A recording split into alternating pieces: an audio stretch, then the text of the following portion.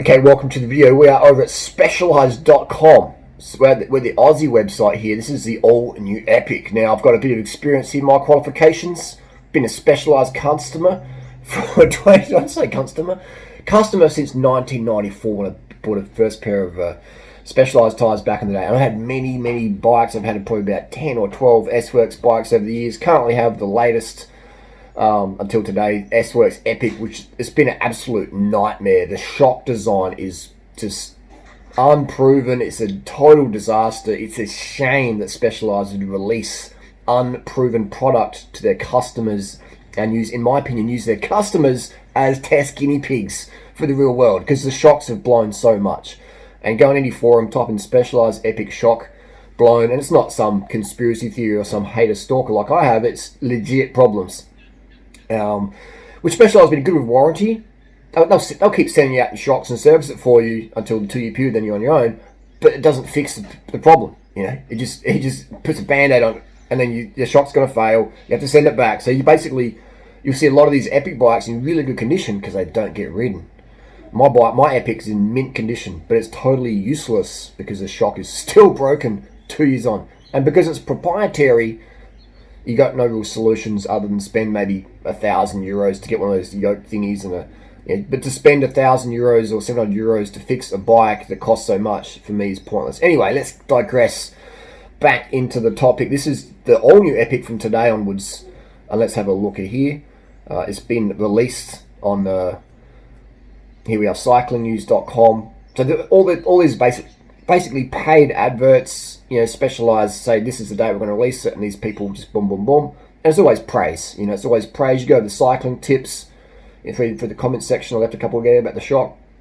And, this is $19,000 in Australia, 19,000 Aussie dollars for a bike with an unproven shock.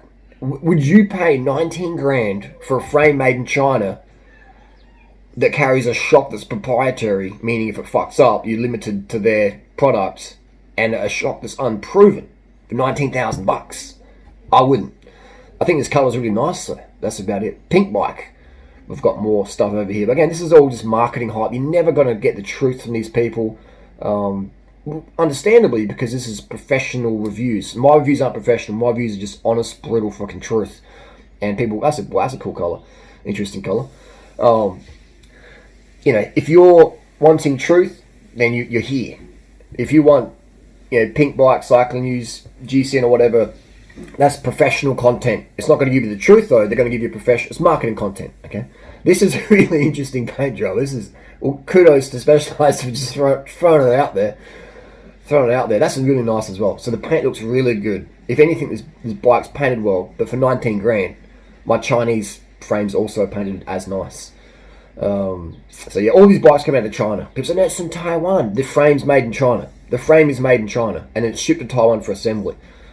Let's go back to the Epic stuff here. So think fastest. You're looking at the fastest XC bike in the world. That's what Specialized said last time with the last Epic, and I would say it's the slowest Epic I've ever ridden, ever. And I've had them since 2003. I was one of the first guys in Australia to get one. I got a sponsorship with a local Specialized dealer back in 2003, and I was riding this white Epic. It was fantastic. It was an amazing bike. The shock lasted so long. And then I got another S-Works Epic that lasted 12 years. And then that got ganked, and then I got the new one. And the new one I thought, wow, it's going to be fantastic, because all these Epics have been great. But the shock was just disastrous. Even though the bike's light and it handles really well, it doesn't climb because you're sagging back in the chair like on a Fitball, and you got to reset the shock by getting out the saddle. First world problems. Anyway, this is a new Epic here. It's, again, it's just unproven. You're buying an unproven bike. You're a Gen 1 on this new Epic. The colour is nice, though. I do like that. But yeah, it's just a new design down here. Will it work? Will it be crap? Who knows? Time will tell. Are you going to be a lab rat for Specialized? I've been there, done that. Never again. People say, oh, Harley, you're just giving Specialized a negative review because they took down your Instagram account. Harley, they took down your cycling community on Instagram. You only give them a negative review. No, I'm not. I'll give credit where credit's due. I think Specialized, I think these paint jobs are pretty nice. I think that Their shoes are really good and their saddles are really good. But their bikes in 2021, they're just becoming more and more proprietary. I call them landfill bikes. Because in a few years' time, it's getting spare parts these bikes. Where are you going to be? Where are you going to be? That's why I wouldn't sell dual suspension mountain bike. Because it's just, I wouldn't sell them as a brand personally. But anyway, it's that's the deal there. The Revar wheels, they're Chinese-made carbon rim and DT Swiss internals. They go alright. My Revars have cracked in the first week on the eyelet inside. Have I claimed warranty? No, because I don't see it's a real issue. It's just, it seems like a crack and it's not going to get any real bigger, so I just leave it at that. Because when you warranty carbon, it just goes to landfill. It just gets crushed and sent to landfill. So if something cracks a little bit and it's not going to be okay, I'm going to keep riding it. Unless it's a handlebar or a stem or a fork steerer. But otherwise, it's going to be fine. So that's the deal there. So we've got some suspension R&D people here.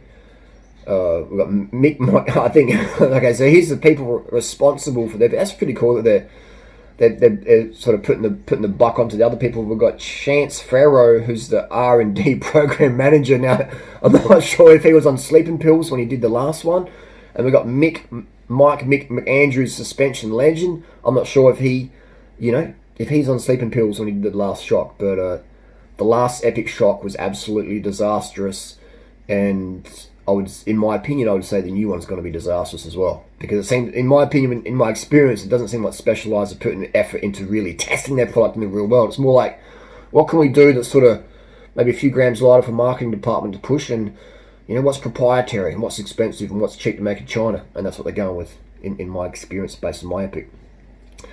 Disastrous. So there you go. This is the video I wish I watched before I bought my epic. One of the videos that I watched before my epic was something from a sponsored marketing campaign. The epic is locked out and doesn't respond to rider, power output, etc. It stays locked out, and then when it hits bumps, it's it's the original epic, which is fantastic, in how it rode. But the new one's just always plush. It's riding a Trek Fuel from 2004. So it's like always got a bit of plushness to it. And so when you try and put down watts, it's like, I don't want to ride a trail bike. I want to ride a cross-country bike. So if you do want a race cross-country bike, get a hardtail, right? Or get a Scott Spark, something you can lock out the rear end on those fire road climbs or that fire road sprint. You can lock it out, the front thing, bang, lock out, sprint. The epic, man, it's going to be like bouncing around, You're going to be in the saddle, going up the climb, and your $19,000 bike. Hey guys, it's pretty light, but I'm bouncing back here, the seat angle's sliding back because the suspension's compression. That's the deal. Specialized epic. Think fastest. I think bullshit. That's a big claim, and in my opinion, that is untrue based on last year's epic, which in my experience was a total disaster. Anyway, that's the Specialized epic, the real review from Durianrider. If you like it, give it a thumbs up. If you prefer the fake stuff, give it a thumbs down. We'll see you next video. Specialized.